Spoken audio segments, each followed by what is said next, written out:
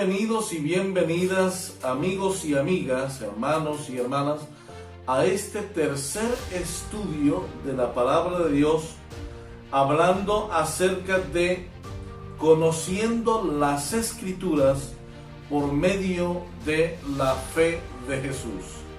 Estamos hablando que hoy precisamente vamos a seguir estudiando el tema de lo que la Biblia enseña acerca de el origen del pecado.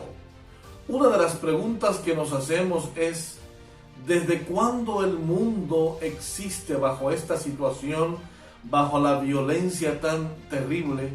Cada vez que nosotros nos referimos al pasado, nos referimos siempre diciendo: hace 20 años, hace 30 años, las cosas no eran así, eran muy distintas, la situación era muy diferente, no había tanta maldad, no había tanta violencia, no había tanta situación adversa como la que estamos viendo en nuestro tiempo presente.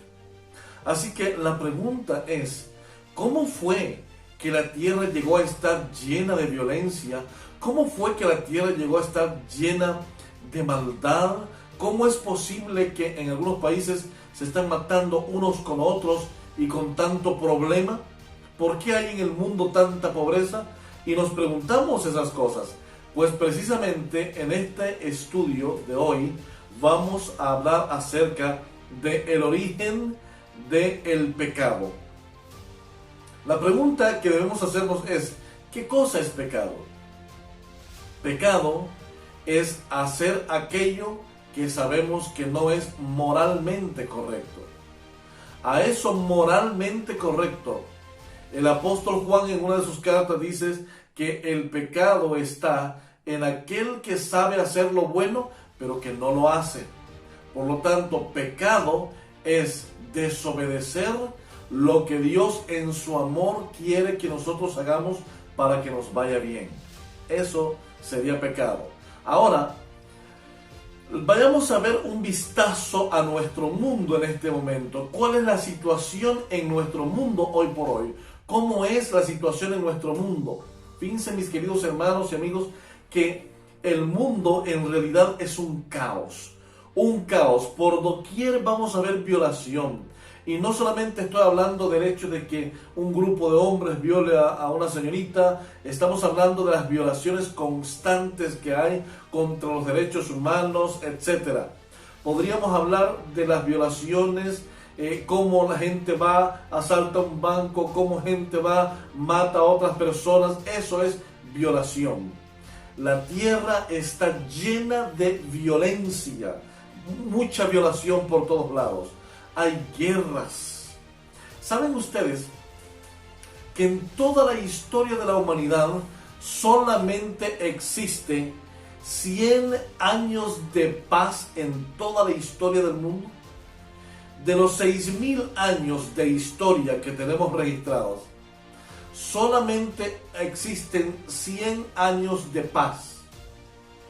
El resto del tiempo el mundo será llevado en disputa, en guerras, en matanzas, en destrucción, porque parece que esta naturaleza pecaminosa que hemos heredado, Satanás la ha dominado como él quiere, y no hemos puesto ni siquiera el primer paso de resistencia. No solamente guerras, el mundo está lleno de hambre. En el mundo hay mucha hambre. Ya no solamente usted tiene que ir a África, como hacía algunos años, para ver países con hambre, pero usted puede ir a Asia y usted verá países llenos de situaciones terribles con hambre. Usted puede ir a Latinoamérica y puede ver cómo hay países con hambruna en este momento. El mundo tiene hambre. Hace unos días estaba leyendo un artículo en el que estaban sacando en primera plana a los 4 hombres más poderosos del mundo, a los 4 hombres más ricos financieramente en el mundo. Entre ellos estaba el dueño de Facebook, el dueño de Amazon, y por ahí habían 2 más, me parece que era el dueño de Microsoft, y por ahí había otro que es el dueño de Tesla. Es decir, Todos ellos, esos 4 personajes de Estados Unidos, forman el club de los 4 más ricos del mundo, personajes más millonarios del mundo. Solamente la fortuna que tiene Jeff Bezos, que es el dueño de Amazon, podría bastar para terminar con el hambre del mundo. Y aunque él como persona da donaciones y demás, nadie está dispuesto a deshacerse de su fortuna con el fin de que el mundo esté un poco mejor. Y por esa razón, por la avaricia de los seres humanos, por la avaricia de mucha gente de querer tener y amasar grandes fortunas de dinero, el mundo está padeciendo hambre. Hay pestes. Mientras la pandemia se está desarrollando en el mundo, los medios no le dan cobertura. Pero en Asia, en África, en Madagascar, en sitios como Australia, se están viendo terribles pestes que están destruyendo todo tipo de cultivo, todo tipo de situación, están destruyéndolo completamente. Estamos viviendo en un momento difícil, mis queridos hermanos, pero también el mundo está lleno de enfermedades. El mundo está lleno de enfermedades. Es decir, hay mucha enfermedad en el mundo. A veces la mayor parte causada por el mismo ser humano y otras causadas por la forma en que vamos destruyendo la naturaleza. También tenemos pobreza. Hermanos, la mayor parte en este momento de seres humanos en el mundo hay pobreza. Y eso nos deja con un solo resultado: caos, terror y muerte. La pregunta es, ¿cómo fue que comenzó todo esto? ¿Cómo fue que sucedió todo este asunto de que el mundo llegó a estar lleno de violencia? El mundo llegó a estar lleno de tanto asesinato, tanta violación, tanta maldad. El hombre no hace otra cosa sino que es pensar y planear más maldades cada día. ¿Cómo fue que llegamos a estar así? ¿Por qué no podemos hacer que el mundo sea diferente? Mis queridos hermanos, quiero llevarlos a un lugar. La Biblia nos dice que hubo un lugar donde comenzó todo este asunto. Hubo un lugar y hubo un tiempo en el que comenzó todo esto. Cuando hablamos del cielo, nos imaginamos un lugar paradisíaco, un lugar donde no existe el más mínimo destello de la maldad. Sin embargo, fue en ese lugar donde inició todo lo que ahora vemos en la tierra. Sí, en el cielo. En el cielo fue que sucedió hace muchos años atrás. No sabemos en qué momento de la eternidad pasada, pero en un momento de esa eternidad pasada comenzó lo que conocemos nosotros como la guerra en el cielo. La primera rebelión en el cielo. Y para irnos a estudiar un poco de ello, vamos a ver lo que nos dice Apocalipsis capítulo número 12, versículos 7 al 9. Mira lo que dice. Después hubo una gran batalla en el cielo. Miguel y sus ángeles luchaban contra el dragón. Y luchaban el dragón y sus ángeles, pero no prevalecieron, ni se halló ya lugar para ellos en el cielo. Y fue lanzado fuera el gran dragón, la serpiente antigua que se llama Diablo y Satanás, el cual engaña al mundo entero. Fue arrojado a la tierra y sus ángeles fueron arrojados con él. Qué impresionante es esto.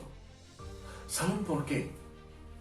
Porque tan solo imaginar que en el cielo fue donde se llevó a cabo este asunto de la primera rebelión y la primera guerra en el cielo. ¿Cómo es posible? Este pasaje nada más nos dice que hubo una guerra, pero no nos dice cómo se originó o en quién se originó o cuál fue el primer personaje. Sabemos que el diablo, pero no sabemos más nada de cómo fue el origen, cómo se originó este asunto de la rebelión en el cielo. Para ello, nos vamos a ir a un pasaje más que encontramos en el libro de Ezequiel, en el capítulo número 28, versículos 12 al 17.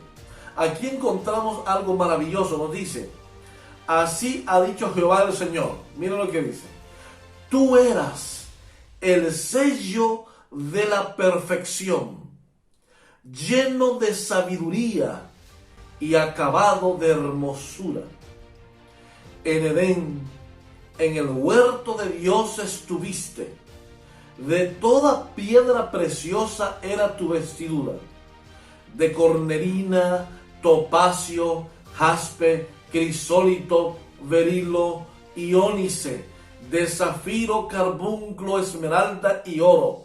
Los primores de tus tamboriles y flautas estuvieron preparados para ti en el día de tu creación. Note, no dice el día de tu nacimiento, día de tu creación.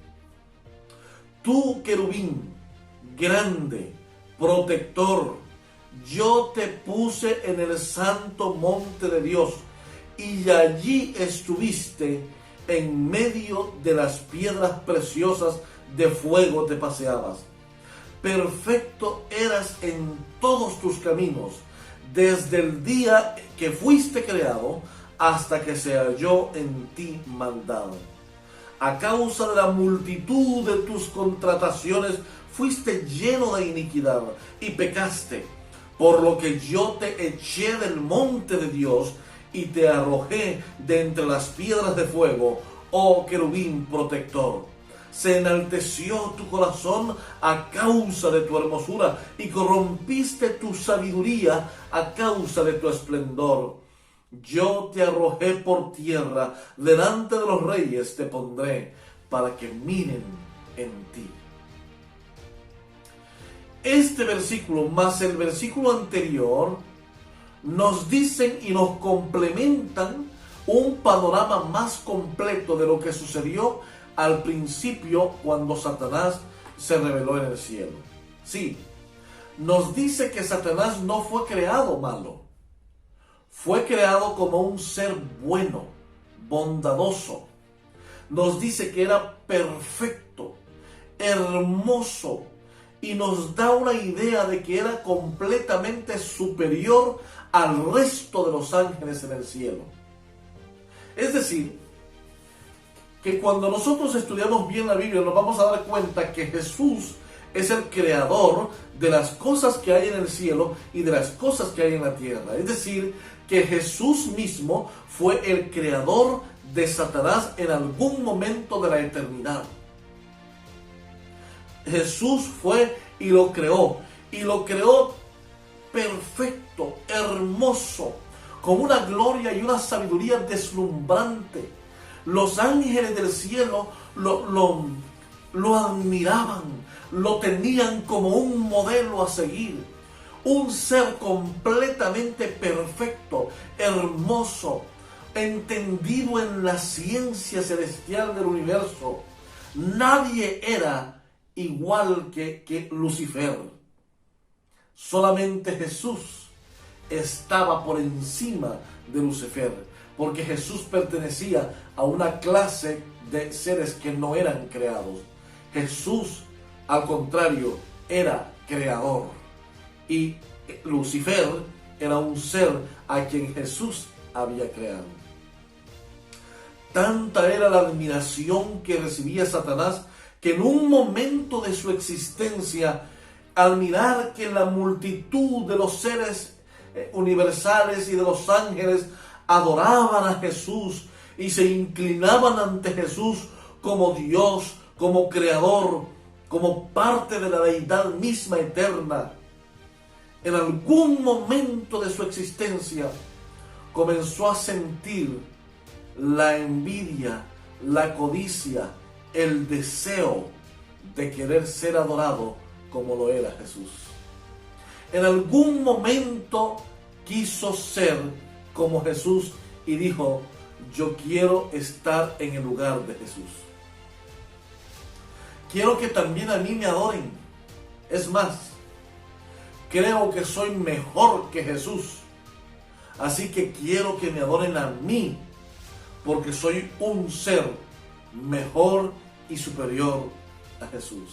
Era tanta su perfección, su hermosura, su belleza, su fidelidad, que en un momento él creyó que podía superar a Jesús.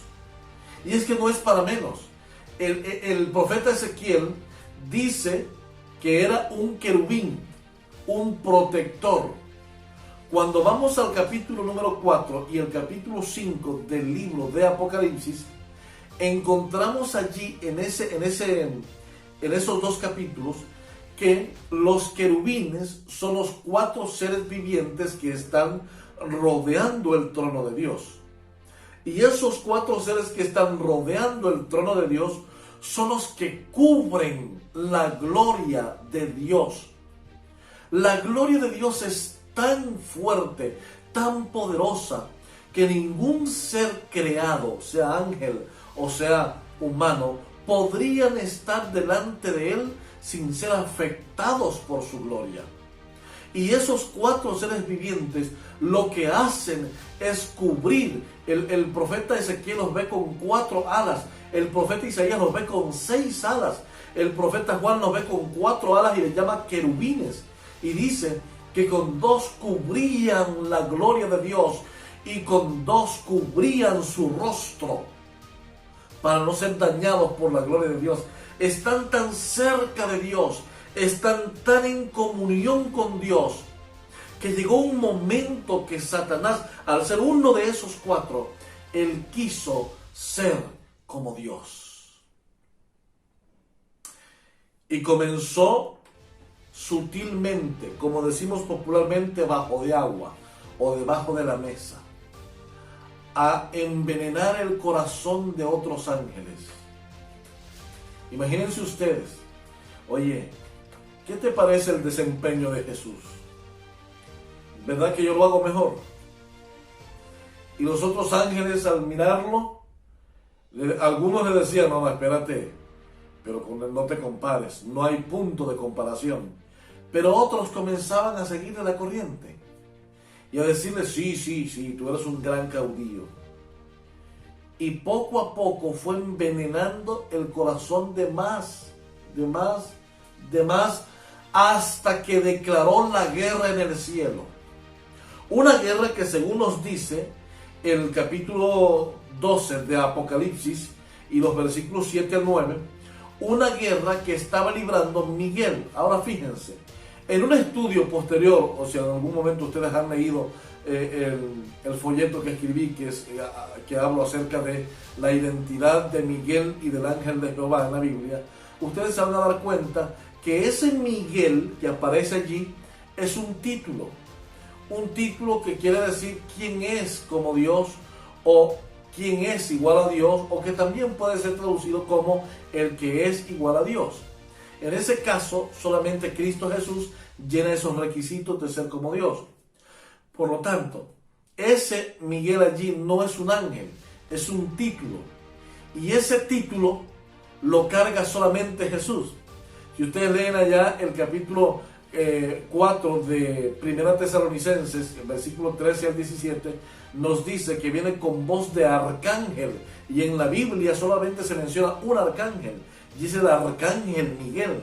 Y por lo tanto, Miguel al ser título y arcángel a ser un título también, que quiere decir el príncipe de Dios, o el príncipe de los príncipes, o el principal príncipe de Dios, en este caso, se aplica perfectamente a Jesús. Por eso es que el capítulo 12 de Daniel dice, y entonces se levantará Miguel, el gran príncipe, el que protege a tu pueblo. Y cada vez que aparece Jesús con este título, aparece en defensa del pueblo, aparece en defensa de sus hijos, aparece guerreando, librando una batalla. Por eso es que los únicos lugares donde encontramos es en Daniel capítulo número 10, cuando anda peleando por su pueblo. Daniel capítulo número 12, cuando está defendiendo, liberando finalmente al pueblo de Dios.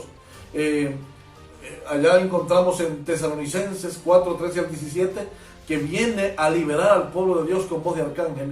Y finalmente lo encontramos también en el capítulo 12, versículos 7 al 9 de Apocalipsis, en un desenlace de una guerra que comienza en el cielo. Y entonces nos dice aquí que ya no se halló lugar para Satanás en el cielo. ¿Por qué razón? Porque Satanás había logrado engañar a la tercera parte de los ángeles del cielo, a una tercera parte. ¿Cuál era el argumento de Satanás? El argumento de Satanás era que no se le debía obedecer a Dios, porque Dios tenía una ley que esclavizaba, que lo siguieran a Él y que Él los haría verdaderamente libres. Algunos me han preguntado, ¿por qué Dios no eliminó inmediatamente a Satanás con un rayo poderoso? La vez pasada estábamos en un parque y un hermano de Colombia me hizo la pregunta, me dice, ¿por qué Dios con su poder no le envió un rayo poderoso y lo eliminó allí mismo? Y al principio me pareció bastante graciosa la pregunta, pero es una pregunta muy válida.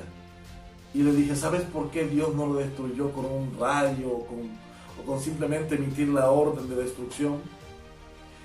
Porque si Satanás hubiese muerto en aquel momento en el cielo, los demás seres, ángeles y seres en el universo, no hubiesen obedecido a Dios por amor o por elección, sino por miedo a ser destruidos como Satanás. Por eso Dios no lo destruyó, sino que lo expulsó, lo quitó del cielo, lo sacó del cielo para que no siguiera haciendo el daño que estaba creando allá. Ahora bien, luego nos tenemos que trasladar, no sabemos cuánto tiempo después de que fue arrojado del cielo al espacio, tenemos que trasladarnos a la creación, porque es allí el escenario donde continúa Satanás haciendo daño. Dios en algún momento dice, vamos a crear los cielos y la tierra. Así que la actividad favorita de Dios es la creación. Y comienza a crear, mire lo primero que hace el Señor, hágase la luz, es decir, hace la materia. Y comienza, porque no había nada en ese lugar, era el abismo, dice el capítulo 1, versículo 2 de Génesis. Era el abismo, no había nada, no había tiempo, no había materia y no había espacio. El cronos, el espacio y la materia vienen a la existencia a partir del versículo 3, cuando el Señor comienza a dar las órdenes de existencia de estas cosas. Y entonces, en medio de la creación, el Señor, recuerden que esta creación también la está efectuando Jesús. En San Juan capítulo 1, versículo 3 nos dice que Jesús es el creador de todas las cosas en el cielo y en la tierra. Y entonces el Señor coloca en medio del jardín dos árboles. Uno que se llamaba el árbol de la vida y el otro que se llamaba el árbol de la ciencia del conocimiento del bien y del mal. El hombre podía comer del árbol de la vida y de cualquier otro árbol de todo el jardín. Pero había uno del que no podía comer. ¿Cuál era ese? El árbol del conocimiento del bien y del mal. Era como una prueba. No es que el árbol del conocimiento del bien y del mal fuera malo, dañino, provocara la muerte, era venenosa, no. Era simplemente una señal de obediencia para los primeros que habían sido creados por Dios. Fíjense lo siguiente. El árbol de la vida. ¿Cuáles son los beneficios que tenía el árbol de la vida? Pues produce vida, es decir, hace más larga la vida. La siguiente, en Apocalipsis nos dice que el árbol de la vida, sus hojas son medicinales para las naciones. Es decir, que tampoco habrá enfermedad, porque también usaremos sus hojas seguramente para que no tengamos ningún mal, ninguna enfermedad. Estaba en el centro del jardín. Y ahora veamos el árbol del bien y del mal. Tenemos que era una señal de obediencia. No es que el árbol fuera malo, sino que era una señal de obediencia. Y entonces viene el problema. Dios dice, no van a comer de él, porque el día que de él coman, van a morir. Fue el mandato expreso del Señor. Ahora viene el gran engaño. Esto está en el capítulo número 3 del libro de Génesis. El gran engaño. Fíjense que estaban Adán y Eva juntos, dice la Biblia, y estaban administrando lo que Dios les había dado, la tierra, el planeta entero.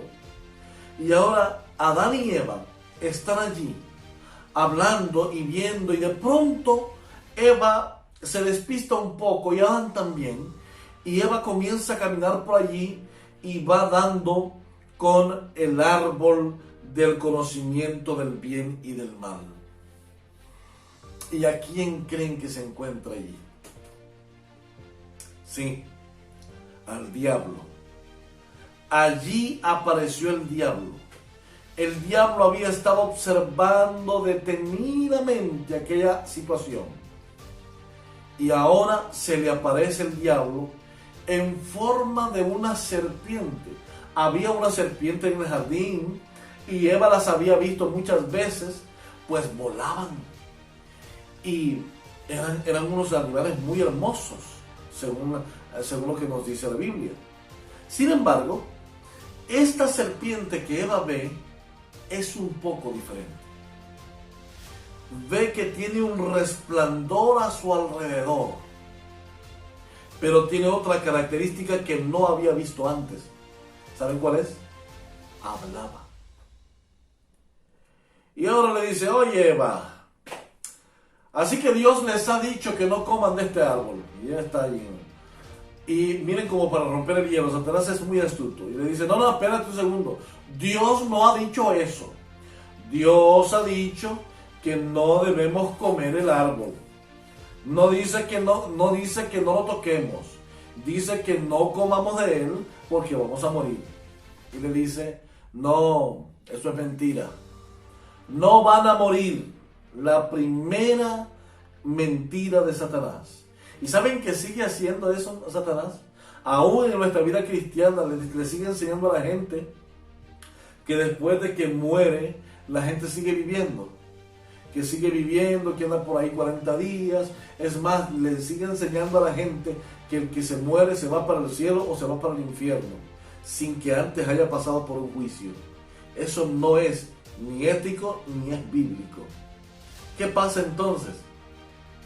La expresión le dice: no morirán. Miren qué gran mentira. Es más, le dice: serán como dioses. Dios sabe eso y por eso les ha prohibido que coman del árbol, porque ni van a morir y van a ser como dioses.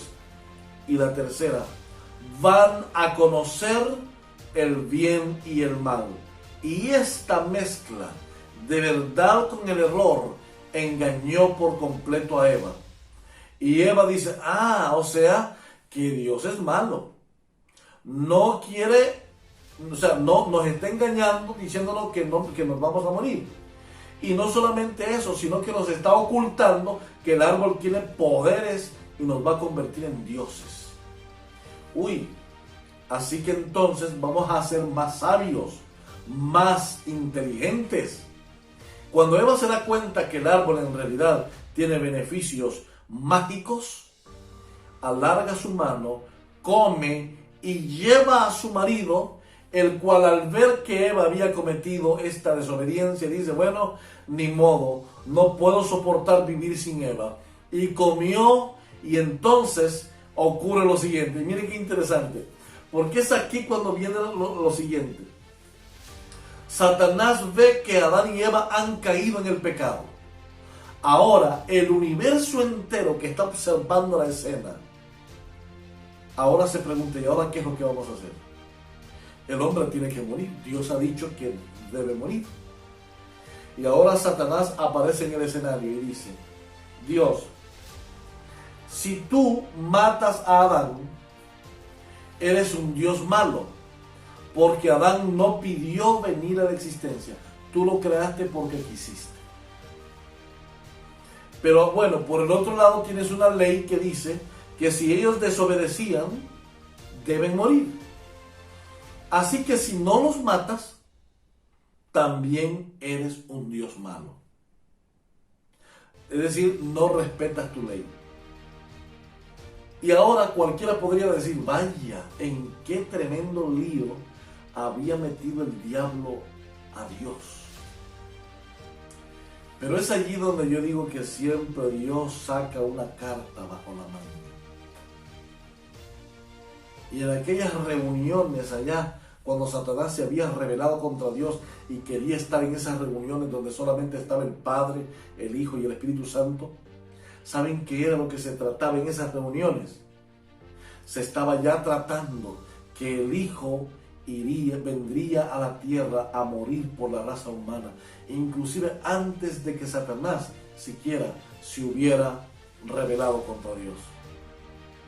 Y ahora Dios le dice, no, momentito, le dice. Génesis 3:15 nos da la respuesta y nos dice, enemistad pondré entre ti y la mujer, entre tu descendencia y el descendiente de ella. Tú le herirás el talón, pero él te aplastará la cabeza. En otras palabras le está diciendo, yo voy a mandar a mi hijo para que muera por la muerte que el hombre debe haber tenido ya. Voy a mandar a mi hijo para que muera. ¿Y sabes qué? Él va a pelear contra ti. Y tú le vas a morder el calcañar. Pero cuando muera él, con su muerte te va a aplastar la cabeza. Y así fue. Cuando nace a Caín y Abel, Satanás vio que Caín era el que estaba más inclinado a hacer las cosas malas. Entonces un día se metió en el corazón de Caín, lo convenció de matar a su hermano Abel. Fue y lo mató de rabia, solamente porque Dios no había aceptado su ofrenda y la de su hermano sí. Pero claro, venía un proceso ya. Caín tenía resentimientos en su corazón porque Dios permitió que el diablo entrara en la tierra, porque Dios permitió que el pecado entrara en la tierra, porque tengo que obedecerle a Dios si yo soy independiente. Era ya un proceso. Y ahora Caín va y mata a Abel. Y cuando mata a Abel, Dios le da otro hijo a Eva y le puso por nombre Set, que significa sustituto. Y el diablo ve, o sea que si yo mato a Set, manda a otro. Así que lo que voy a hacer es algo diferente. Voy a confundir esas clases a fin de que el Mesías no venga. Y trató de unir a los descendientes de Caín con los descendientes de Set. Y Dios vio en Noé a una familia que era dependiente del Señor y los salvó, los guardó. Después Abraham los salvó y por la línea de Abraham viene Isaac, viene Jacob. Y cuando ya eran muchos, recuerdan ustedes, y ya el pueblo había regresado de la esclavitud de Egipto a la tierra prometida, ahora viene una hambruna en una familia de Judá, la familia de Noemí. Su esposo y sus dos hijos se tienen que ir con Noemí hacia la tierra de los moabitas y madianitas. Y mientras están por aquella zona, Satanás enferma al esposo de Noemí y muere. Luego a sus dos hijos y mueren sin haber dejado descendencia. Y ahora una mujer moabita llamada Ruth, que renunció a sus dioses, renunció a su religión, se renunció a su familia, renunció a todo lo pagano para aceptar al Dios del cielo, fue traída desde allá afuera para que a través de Booz hubiese la generación que daría como resultado el nacimiento de Cristo Jesús en la tierra. Pero no solo eso, sino que cuando Cristo Jesús nace, Satanás está listo a través de Herodes para destruir al niño. Y el niño tiene que ir hasta Egipto, a estar por allá, hasta que Herodes hubiese muerto. Y cuando regresa y Jesús ya tiene 30 años y va al bautismo, y cuando sale del bautismo, lo confronta en el desierto. Y en el desierto Jesús derrota la primera vez a Satanás. Ahora Satanás se da cuenta que va por todas o por nada. Y al principio de su ministerio, quiso que lo apedrearan en Nazaret. Pero Jesús salió caminando entre ellos. Jesús nunca usó su poder para su propio beneficio, ni para nadie. Siempre el Espíritu Santo trabajaba en armonía con Cristo Jesús. Porque Jesús, en su naturaleza como hombre, Él fue 100% hombre.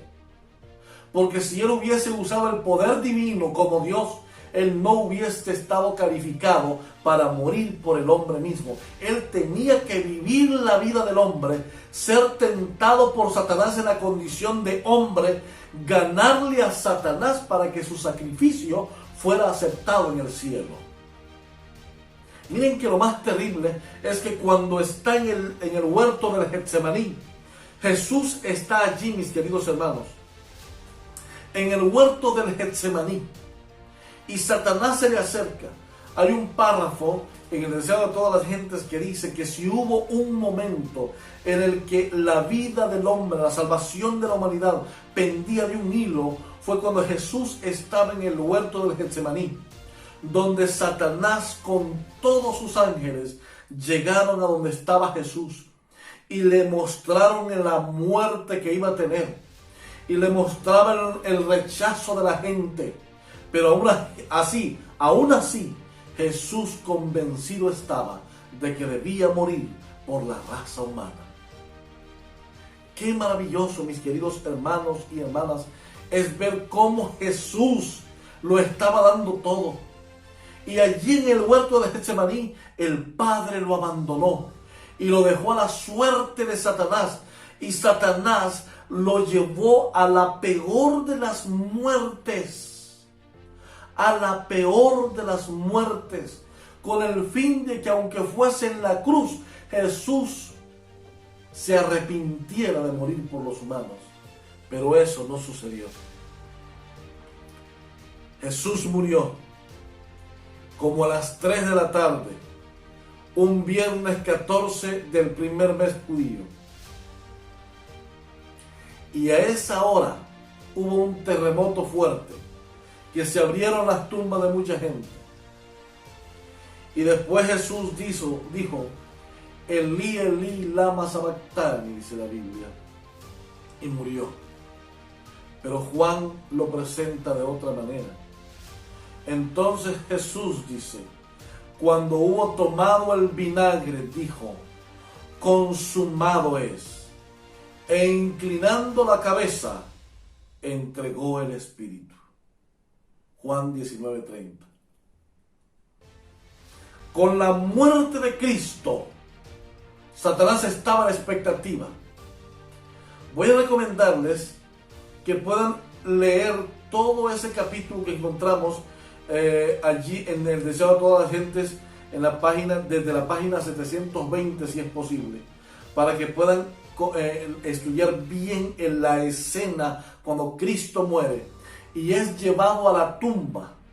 Y cuando es llevado a la tumba, cómo es rodeado, no solamente, oigan, primero colocaron una roca tremenda, grandísima, en la entrada de la sepultura. Después la sellaron con el sello romano, y después alrededor de la tumba estaba la guardia romana, soldados valientes, hombres de honor, con historia en la guerra, cuidando la sepultura, porque ellos sabían que Jesús había dicho que al tercer día iba a resucitar. Pero no solamente eso, aparte de esa guardia romana, había una guardia, dice allí, de ángeles poderosos malignos, que estaban guardando la roca de la entrada a la tumba, que de ser posible y dependiera de ellos, esa roca debía quedarse allí a no moverse por toda la eternidad, porque el fin de Satanás era que Jesús no resucitara. Pero me gusta lo que dice esta cita en el Deseado de todas las gentes, página 725, párrafo 3, dice: este mensajero es el que ocupa la posición de la cual cayó Satanás. Paremos aquí.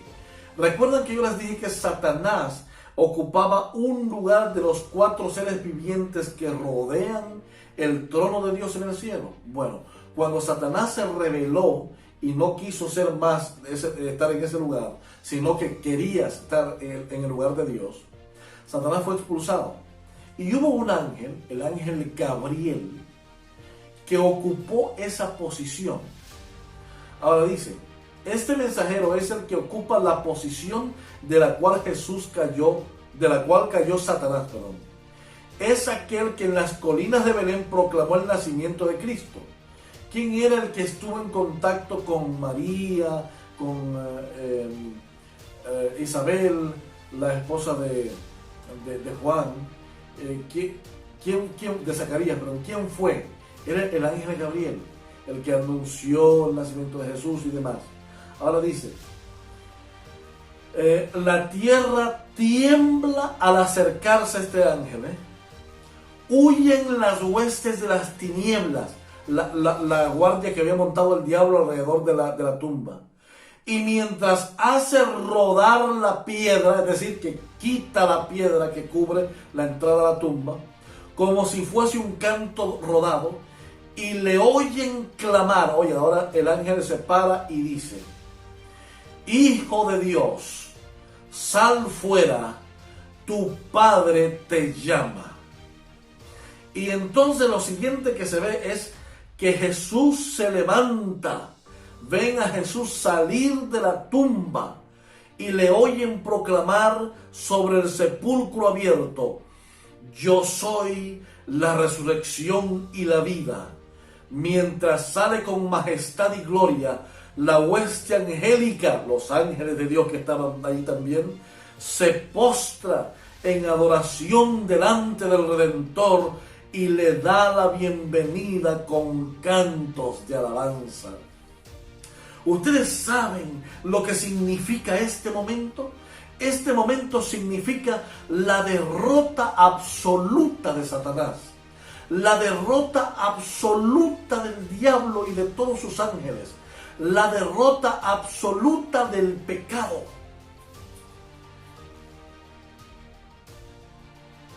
Ya no más. Ahora Jesús está ganando la vida eterna que había perdido Adán. Y se la está entregando en una bandeja de plata como la esperanza que podemos volver a apreciar. Me encanta la cita que encuentro en Romanos capítulo número 5, versículo número 12, y luego los versículos 17 al 19 que nos dicen de la siguiente manera. Por tanto, como el pecado entró en el mundo por un hombre, y por el pecado la muerte, así la muerte pasó a todos los hombres, por cuanto todos pecaron. Ahora miren lo que dice el 17. Pues si por la transgresión de uno solo reinó la muerte, mucho más reinarán en vida por uno solo, Jesucristo. Los que reciben la abundancia de la gracia y del don de la justicia. Así que como por la transgresión de uno vino la condenación a todos los hombres, de la misma manera, por la justicia de uno vino a todos los hombres la justificación de vida.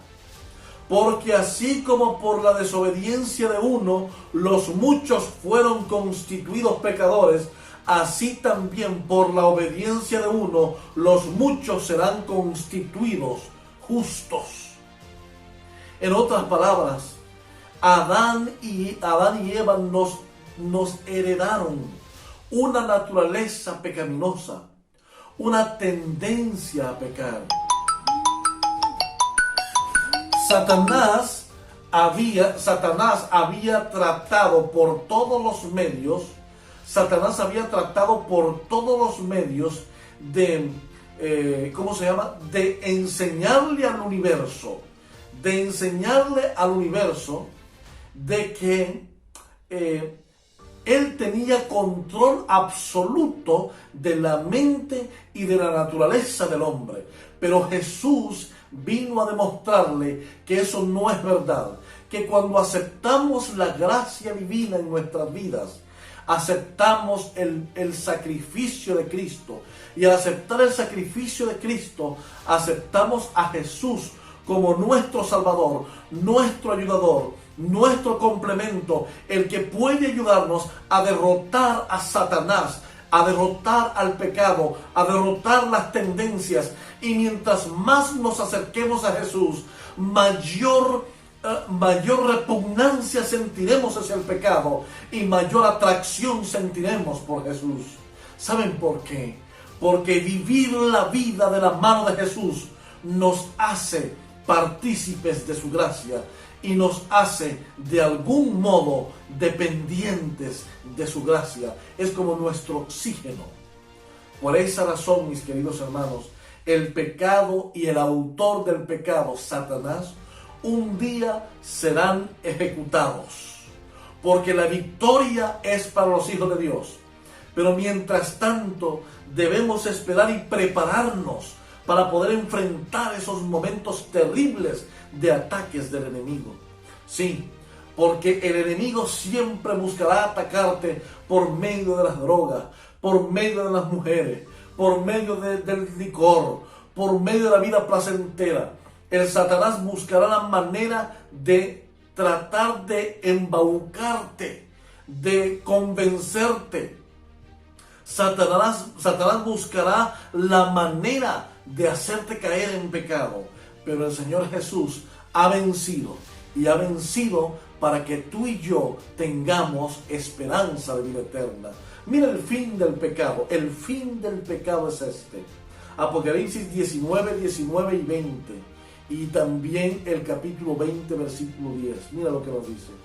Y la bestia fue apresada, y con ella el falso profeta que había hecho delante de ella las señales con las cuales había engañado a los que recibieron la marca de la bestia y habían adorado su imagen. Estos dos fueron lanzados vivos dentro de un lago de fuego que arde con azufre. Y los demás fueron muertos con la espada que salía de la boca del que montaba el caballo. Y todas las aves se saciaron de las carnes de ellos. Y el diablo que los engañaba fue lanzado en el lago de fuego y azufre, donde estaban la bestia y el falso profeta. Y serán atormentados día y noche por los siglos de los siglos. El fin de Satanás y del pecado es la muerte eterna. El fin de Satanás y el pecado es la destrucción eterna. El llamado es para ti, mi querido hermano. El llamado es para que tú le entregues tu vida a Jesús. El llamado es para que tú abandones el pecado. ¿Sabes por qué? Porque el pecado es como una bomba. Una bomba que tienes en la mano.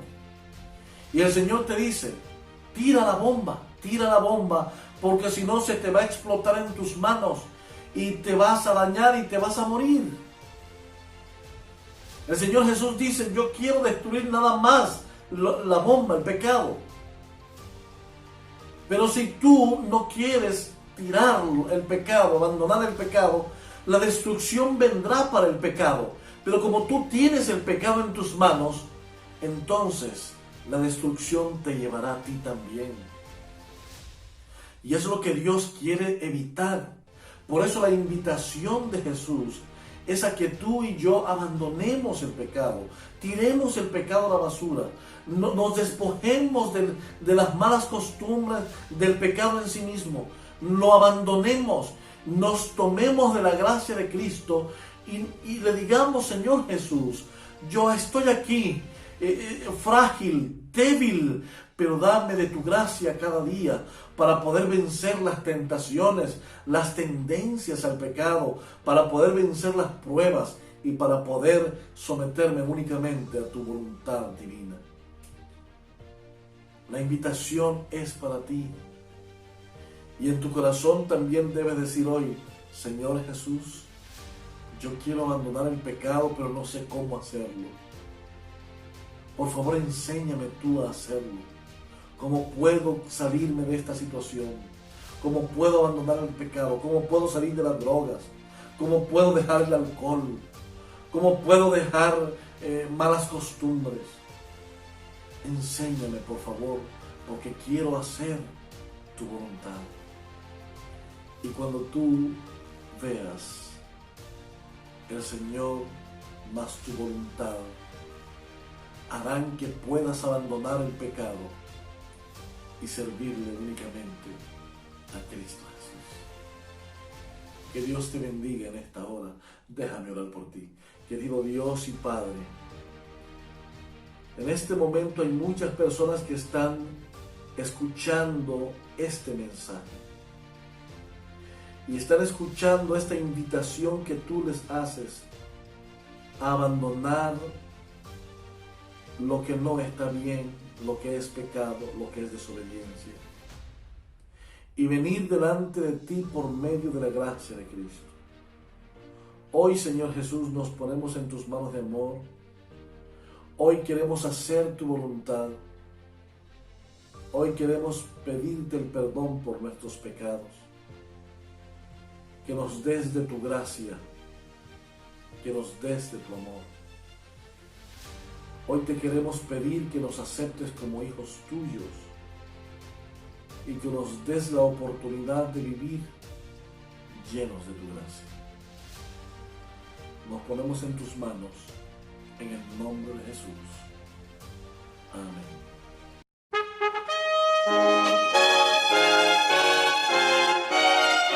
Son de trompetas que anuncian la luz, Cristo muy pronto vendrá a la batalla por nuestro Jesús. Si venceremos, Cristo muy pronto vendrá.